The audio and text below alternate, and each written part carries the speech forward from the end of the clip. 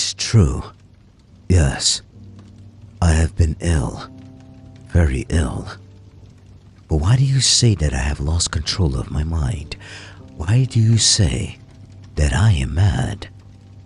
Can you not see that I have full control of my mind? Is it not clear that I am not mad? Indeed, the illness only made my mind, my feelings, my senses stronger, more powerful. My sense of hearing especially became more powerful. I could hear sounds I had never heard before. I heard sounds from heaven and I heard sounds from hell. Listen. Listen and I will tell you how it happened. You will see. You will hear how healthy my mind is. It is impossible to say how the idea first entered my head. There was no reason for what I did. I did not hate the old man. I even loved him. He had never hurt me. I did not want his money. I think it was his eye. His eye was like the eye of a vulture. The eye of one of those terrible birds that watch and wait while an animal dies, and then fall upon the dead body and pull it to pieces to eat it. When the old man looked at me with his vulture eye, a cold feeling went up and down my back. Even my blood became cold. And so, I finally decided I had to kill the old man and close that eye forever. So you think I am mad? A bad man cannot plan. But you should have seen me. During all of that week, I was as friendly to the old man as I could be, and warm and loving. Every night about 12 o'clock, I slowly opened his door. And when the door was opened wide enough, I put my hand in, and then my head. In my hand, I held a light, covered over with a cloth so that no light showed, and I stood there quietly. Then, carefully, I lifted the cloth just a little so that a single thin, small light fell across that eye. For 7 nights I did this, 7 long nights, every night at midnight. Always the eye was closed, so it was impossible for me to do the work. For it was not the old man I felt I had to kill. It was the eye, his evil eye. And every morning I went to his room, and with a warm, friendly voice, I asked him how he had slept. He could not guess that every night, just at 12, I looked in at him as he slept. The 8th night, I was more than usually careful as I opened the door. The hands of a clock moved more quickly than did my hand. Never before had I felt so strongly my own power. I was now sure of success. The old man was lying there, not dreaming that I was at his door. Suddenly, he moved in his bed. You may think I became afraid, but no. The darkness in his room was thick and black. I knew he could not see the opening of the door. I continued to push the door, slowly, softly. I put in my head. I put in my hand with the covered light. Suddenly, the old man sat straight up in bed and cried, "Who is there?" I stood quite still. For a whole hour, I did not move, nor did I hear him again lie down in his bed. He just sat there, listening. Then I heard a sound, a low cry of fear which escaped from the old man. Now I knew that he was sitting up in his bed, filled with fear. I knew that he knew that I was there. He did not see me there. He could not hear me there. He felt me there. Now he knew that death was standing there. Slowly, little by little, I lifted the cloth until a small light escaped from under it to fall upon that vulture eye. It was open, wide open, and my anger increased as it looked straight at me.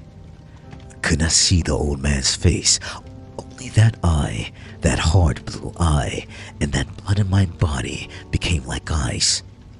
Have I not told you that my hearing had become unusually strong? Now I could hear a quick, low, soft sound, like the sound of a clock heard through a wall. It was the beating of the old man's heart. I tried to stand quietly, but the sound grew louder. The old man's fear must have been great indeed. And as the sound grew louder, my anger became greater and more painful. But it was more than angry. In the quiet night, in the dark silence of the bedroom, my anger became fear. For the heart was beating so loudly that I was sure someone must hear. The time had come.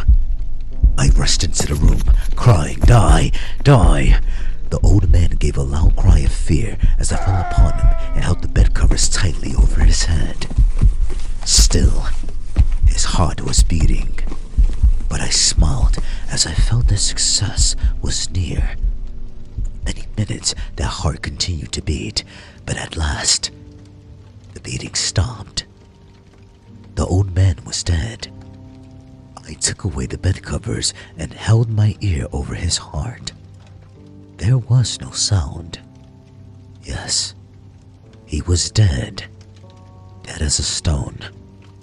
His eye would trouble me no more. So am I mad, you say? You should have seen how careful I was to put the body where no one could find it. First I cut off the head, then the arms, and the legs. I was careful not to let a single drop of blood fall on the floor.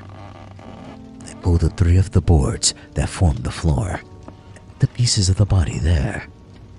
Then I put the boards down again, carefully, so carefully that no human eye could see that they had been moved. As I finished this work, I heard that someone was at the door. It was now 4 o'clock in the morning, but still dark. I had no fear. However, as I went down to open the door, 3 men were at the door, 3 officers of the police. One of the neighbors had heard the old man's cry and had called the police.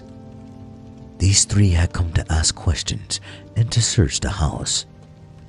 I asked the policemen to come in. The cry, I said, was my own in a dream. The old man, I said, was away.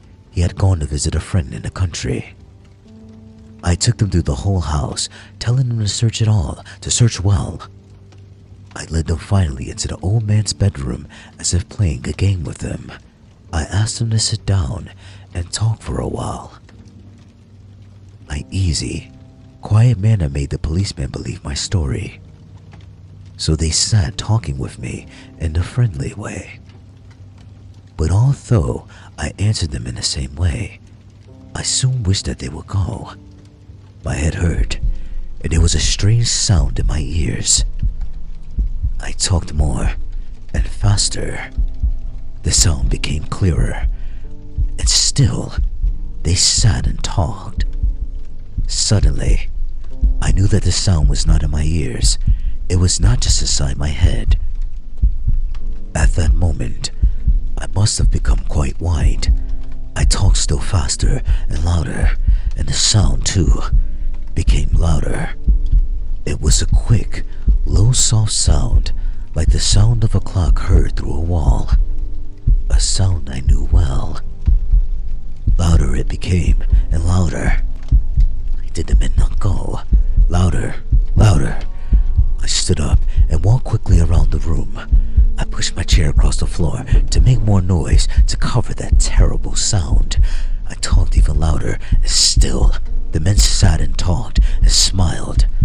Was it possible that they could not hear? No, they heard. I was certain of it. They knew. Now, it was they who were playing a game with me. I was suffering more than I could bear from their smiles and from that sound. Louder, louder, louder. Suddenly, I could bear it no longer. I pointed at the boards and cried, "Yes, yes, I killed him. Pull up the floorboards and you shall see. I killed him. But why does his heart not stop beating? Why does it not stop?"